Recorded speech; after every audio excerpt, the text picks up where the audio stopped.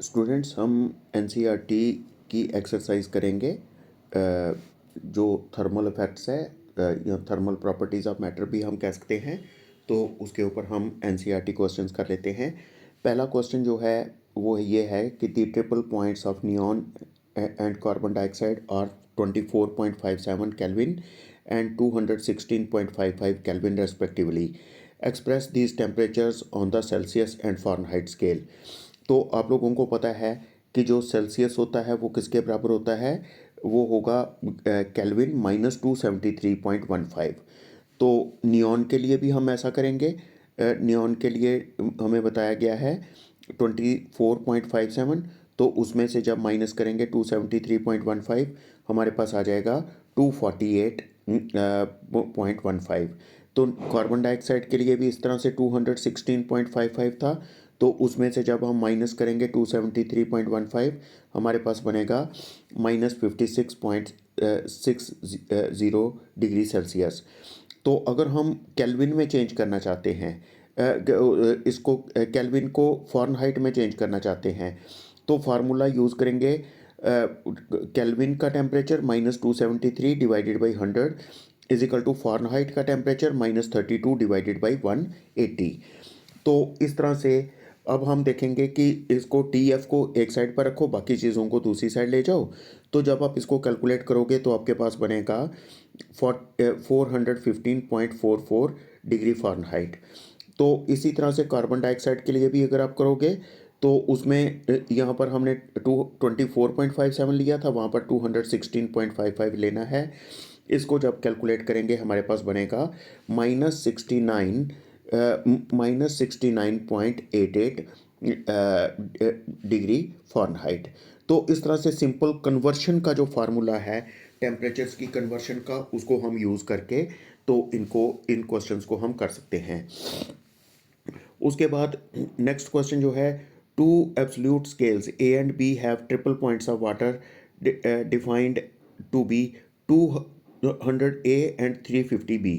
What is the relationship between TA and TB। तो 200A जो है वो 300B के बराबर है and that is equal to 273.16, यानी ट्रिपल पॉइंट ऑफ वाटर के बराबर है। क्योंकि ये क्वेश्चन में हमें बताया गया है कि A और B दोनों जो हैं वो मेजर कर रहे हैं ट्रिपल पॉइंट ऑफ वाटर। तो हम कर सकते हैं कि 1A किसके बराबर हो जाएगा, ए को एक साइड पर रखो, 200 को नीचे ले जाओ, तो 273.16 डिवाइडेड बाई 200 के। तो 1B किसके बराबर हो जाएगा, 273 डिवाइडेड बाई 350 के। तो TA और TB अगर टेम्परेचर्स हैं दोनों के नई स्केल के ऊपर, तो हमारे पास हो जाएगा 273.16 divided by 200 TA is equal to 273.16 upon 350 TB। तो इसको जब हम आपस में कैंसिल करके तो कैलकुलेट करेंगे तो हमारे पास बनता है 4/7 TB। TA is equal to 4/7 TB। Next question है, इसमें ये कहा हुआ है the triple point of water is a standard fixed point in modern thermometry. Why, what is wrong in taking the melting point and ice point ice melting point of ice and boiling point of water as the standard points as originally done in the Celsius scale। तो चलो हम एक एक चीज़ का साथ साथ answer करते जाते हैं। तो इसमें ए पॉइंट में हमसे पूछा हुआ है कि हम ट्रिपल पॉइंट को स्टैंडर्ड फिक्स्ड पॉइंट लेते हैं। आजकल की जो नई थर्मोमीट्री है उसमें हम जो ट्रिपल पॉइंट ऑफ वाटर है उसी को एक फिक्स्ड पॉइंट जो है वो मानते हैं। तो ऐसा क्यों नहीं करते कि जैसा शुरू में सेल्सियस ने किया था कि मेल्टिंग आइस का टेम्परेचर और बॉइलिंग वाटर के टेम्परेचर को फिक्स्ड पॉइंट माना गया था। तो वो हम इसलिए नहीं करते क्योंकि जो ट्रिपल पॉइंट ऑफ वाटर है वो तो फिक्स रहता है, उसमें कोई चेंज नहीं आती, 273.15 केल्विन रहता है। तो जबकि बॉइलिंग पॉइंट मेल्टिंग पॉइंट और बॉइलिंग पॉइंट जो है वाटर के वो चेंज होते रहते हैं विद प्रेशर, तो वो फिक्स नहीं रहते, इसलिए हम उसको यूज़ नहीं करते। There were two fixed points in the original Celsius scale as mentioned above which were assigned to number 0 degree Celsius and 100 degree Celsius respectively. On the absolute scale, one of the fixed points is triple point of water, which is the Kelvin absolute scale. is assigned which on the Kelvin absolute scale is assigned the number 273.16 Kelvin. What is the other fixed point on this scale? तो इसमें हमसे ये कहा गया कि पहले जो temperature fix किए गए थे वो किए गए थे 0 डिग्री सेल्सियस और 100 डिग्री सेल्सियस, यानी मेल्टिंग आइस और बॉइलिंग वाटर के। तो on the absolute scale, one of the fixed points on the triple is the triple point of water. तो एब्सोल्यूट स्केल के ऊपर एक फिक्स्ड पॉइंट जो है वो ट्रिपल पॉइंट ऑफ वाटर है। तो दूसरा फिक्स्ड पॉइंट क्या है? तो दूसरा पॉइंट जो होता है वो होता है absolute zero of temperature. Absolute zero, जिसको एब्सोल्यूट ज़ीरो हम कहते हैं, तो वो दूसरा फिक्स्ड पॉइंट है। तो सी पॉइंट में पूछा गया है the absolute temperature kelvin scale T is related to temperature T C का मतलब on Celsius scale. T C is equal to T minus 273.15। Why do we have 273.15 in this relation and not 273.16? तो हम 273.15 क्यों लेते हैं, 273.16 क्यों नहीं लेते? क्योंकि 273.15 जो है वो कॉरस्पॉन्ड करता है मेल्टिंग पॉइंट ऑफ आइस को, जबकि 273.16 कॉरस्पॉन्ड करता है ट्रिपल पॉइंट ऑफ वाटर को। तो इसी तरह से हमसे कहा गया है कि ट्रिपल पॉइंट ऑफ वाटर जो है एब्सोल्यूट स्केल में, उसको फ़ारेनहाइट में आप चेंज करो। What is the triple point, what is the temperature of triple point of water on the absolute scale whose unit interval size is equal to that of Fahrenheit scale. तो उसका unit interval size जो है, unit का मतलब 1 के बराबर, interval size जो है वो फ़ारेनहाइट के कितने के बराबर हो जाएगा? तो हम यहाँ पर देखते हैं कि हमारे पास कन्वर्शन का फार्मूला है T Fahrenheit minus 32/180 is equal to T kelvin minus 273/100। तो एक और सेट ले लो टेम्परेचर्स का, टी एफ माइनस 32/180 टी के डैश इज माइनस 273/100। तो फर्स्ट में से सेकंड को माइनस करोगे तो आपके पास बनेगा T F minus T F dash minus T F upon 180 is equal to, यहाँ पर हमारे पास बन जाएगा 180/100, 180/100, तो टी के डैश माइनस टी के। तो इसमें हम यहाँ पर ये कर सकते हैं कि टी के डैश माइनस टी के जो है that should be equal to 1 kelvin. जैसे हमें कहा था कि केल्विन स्केल में यूनिट इंटरवल होना चाहिए। तो टी एफ यहाँ पर ये 180 नहीं आना था, this 180 should not be there. तो यहाँ पर हमारे पास आ जाएगा T F dash minus T F is equal to 180/100। तो इस तरह से ये हमारे पास वैल्यू आ गई। तो triple point of water on for the triple point of water, the temperature on new scale will be equal to 273.16 into 180/100, जो अभी हमने कैलकुलेट किया था, that is 491.688। उसके बाद नेक्स्ट क्वेश्चन जो है उसमें ये कहा गया है कि two ideal gas thermometers A and B use oxygen and hydrogen respectively, the following observations are made. तो एक थर्मामीटर में ऑक्सीजन यूज़ की जाती है, दूसरे में हाइड्रोजन यूज़ की जाती है। तो हमें ये ऑब्जर्वेशन मिलती हैं कि प्रेशर जो है थर्मामीटर ए में कितना है, बी में कितना है ट्रिपल पॉइंट ऑफ वाटर के लिए। तो normal melting point of sulphur के लिए मतलब प्रेशर कितना है और टेम्परेचर कितना है। what is the absolute temperature of normal melting point of sulfur as read by the thermometers A and B? What do you think is the reason behind the slight difference in answers of thermometers A and B? The thermometers are not faulty. What further procedure is needed in the experiment to reduce the discrepancy between the two readings?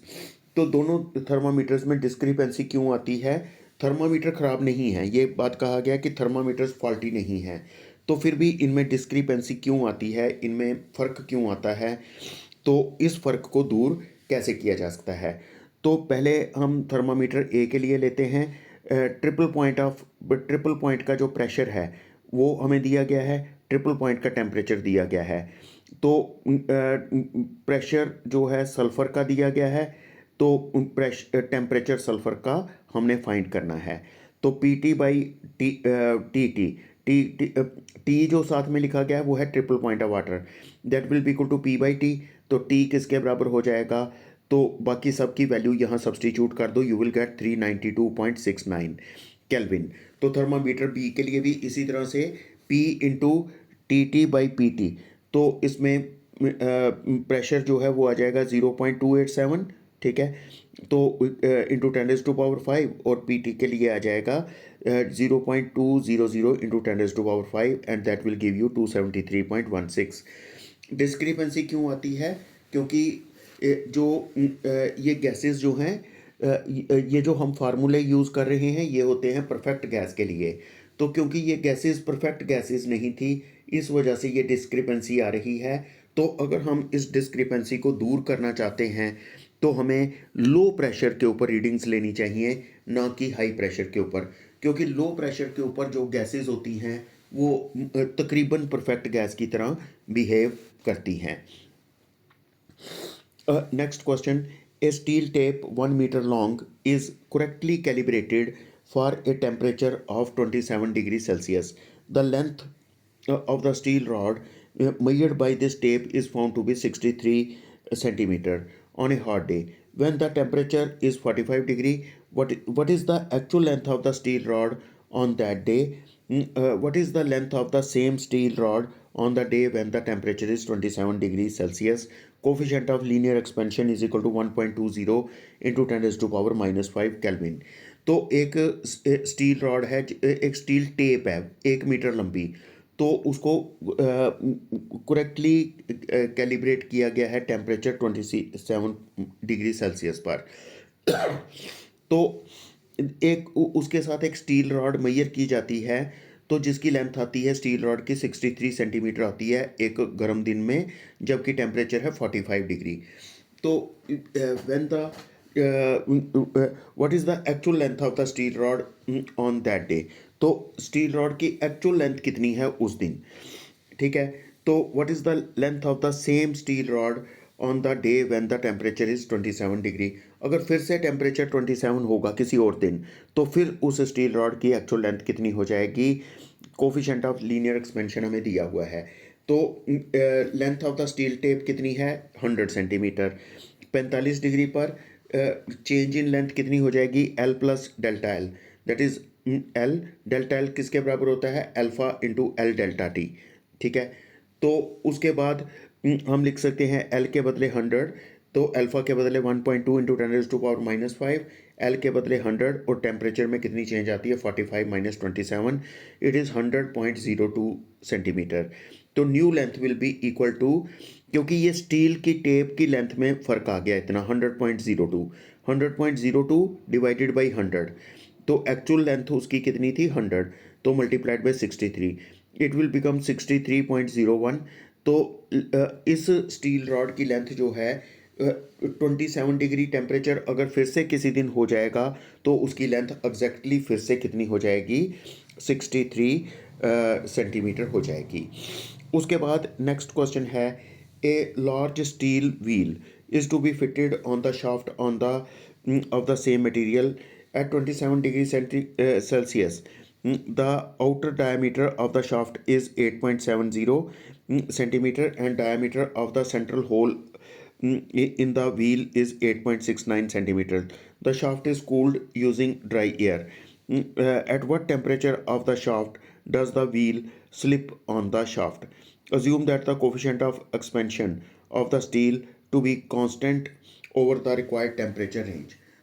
ठीक है, तो इसमें हमें जो alpha दिया है steel का, यानी जो कोफिशिएंट ऑफ लीनियर एक्सपेंशन है वो 1.20 इंटू 10⁻⁵ पर केल्विन है।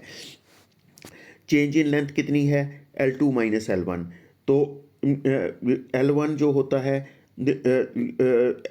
ये किसके बराबर होगा, जो चेंज इन लेंथ किसके बराबर होती है अल्फ़ा, L1 होती है ओरिजिनल लेंथ, और T2 minus T1 is change in temperature. जैसे आपको पता ही है कि चेंज इन लेंथ कैसे निकालते हैं, तो इसमें कितना हो जाएगा, बाद वाली लेंथ जो है वो है 8.69, तो शुरू वाली लेंथ जो है वो है 8.70, तो that should be equal to original length that is 8.70 into 1.20 10⁻⁻5 temperature का चेंज कितनी आती है T-300।